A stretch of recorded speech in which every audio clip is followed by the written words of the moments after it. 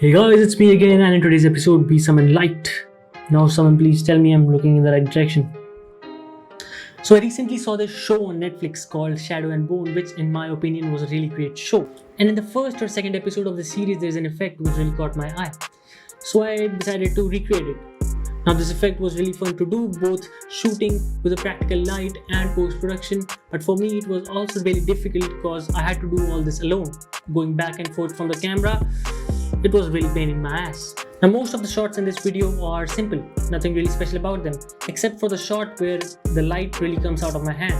Now for that what I needed was a practical light which would turn on at the precise moment when I look up. But I don't have a light that works with a remote control, so I had to improvise. Okay, so this is the most jugaad you can get in a BTS of a video. So I'm shooting the scene where the light, sorry I'm sweating, the fan is off. I'm shooting the shot where the light is going to be emitting from my hand, but I need a practical light to cast some light on my face. The thing is, how do I trigger it? This does not work on a remote control. So what I've done is I've tied a thread with this double-sided tape to the warm dial of my light, and that thread is dangling from the tripod. And I'm gonna sit over here. I'm gonna sit on this bench right here, and what I'm gonna do is take this thread, hold it with my feet, and when I need it, I'm gonna pull on it. And welcome to Filmmaking 101. Now the first VFX shot in this sequence was the organic under the skin growth sort of stuff, which actually is a combination of two different Andrew Kramer videos. You can check them out, or if you want to make a video on it, I can make a separate video on it. But since it was not a part of the original TV series, I'm not going to cover it. Let's talk about the next VFX shot in our sequence, which was the shot where I cut through my skin and you see light emitting through my hands. It was not really difficult to do. I just had to create an element that looked like a cut and place it on my arm.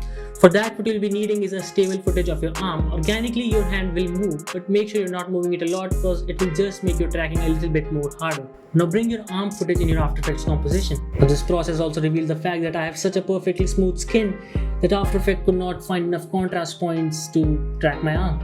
For that, what I did was I duplicated my footage, added a contrast layer, added an unsharp mask effect, and then added some levels effect again. Ain't that disgusting, but that helped me track my arm, so I'm gonna keep at it. Now after you have rendered your video useless again, like all of my other tracking videos, what you're gonna do is go into the tracker menu. If you don't see it, go into Windows, Tracker, and go into the tracker menu, select Track Motion. Now this window will appear. Now in this new window, move your motion tracker to a point or spot that you seem appropriate. Now press the track forward button and let After Effects do its thing. Now after the tracking is finished, go into Layer, New, Null Object. Now in your tracker menu, click on Edit Target and select Null Object. Click on Apply, both X and Y, and click on OK. Now disable your pre-comp because you don't need it no more. Now what we need to do next is make our element. For that, what I did was make a new shape layer and add a rectangle on my screen. Now in the shape properties, I deleted the stroke because I don't need it. I changed the fill to orange because that is the color of light which we need. Next thing that I did was went to the transform values, unlink the X and Y scale values, reduce the Y scale so that it looks like a slit now. Now what we'll do is pre-compose this layer by right click, pre-compose, move all attributes, and I'm going to call it light pre-comp. Now on our pre-comp, we'll drop a roughen edges effect. Now don't go overboard with the roughen edges effect because it will just look weird. You can use my settings or play with it until you find it appropriate to your needs. Next thing what I'm going to do is select the anchor point of this layer and move it to one of the ends of the slit, so that when I increase the scale of this layer, it only increases in one direction rather than two different directions. Now what I'm going to do is animate this layer's scale from 0 to 100 or whatever seems appropriate, and when we play it back, it will look like the size of the slit is increasing. Now drop down the position value of your light layer. Now click on the swirly pick option and click and drag it to the position of your null object which we just created. Now what this will do is parent our element to the null object. Next thing that you're going to do is rescale, reposition or rotate this element to match the dimensions of your hand. and it will automatically be parented to the null, so it will move with your hand. Now to make it look like the light is emitting from the slit, we'll add a glow effect on our pre-comp. Now to add another layer of realism to this effect, what we're going to do is add a new adjustment layer, drop a glow effect on this adjustment layer, and we'll change the glow color to orange or whatever color light that you chose before. And now what we're going to do is mask out this adjustment layer around the parts of our light pre-comp and feather the mask. This will make it look like the light's emitting from inside the skin, and that subsurface effect, that you see when light passes through your skin. Now this effect is almost done, but if you have this knife in your scene like me, what you have to do is duplicate your base layer and mask out the knife, put it above all the elements, and you're good to go. Now let's move on to the main light emitting effect, which is actually the showstopper of this sequence. Now we've seen how I shot it with a practical light behind me, so that when I look up, it lights up my face and arm and some stuff around me. Now that light obviously cannot be in the scene. So what you have to do while shooting is shoot a clean plate so that you can mask out the light afterwards. Now the first thing that we'll do is bring your original footage in the composition, and then we'll bring a clean plate under our original footage.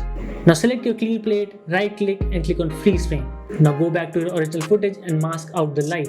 Remember to animate this mask so that it does not hide some important stuff like your hand or your face from the original footage. Now you're going to have to repeat some steps from the slit effect that we just did. You're going to have to track your arm, create a null object, and set the tracking data to the null object so we can parent the element to your null object. And we've just done this in the previous effect, so you can copy all that. All you have to do is set the tracking marker on your arm and track your arm throughout the footage.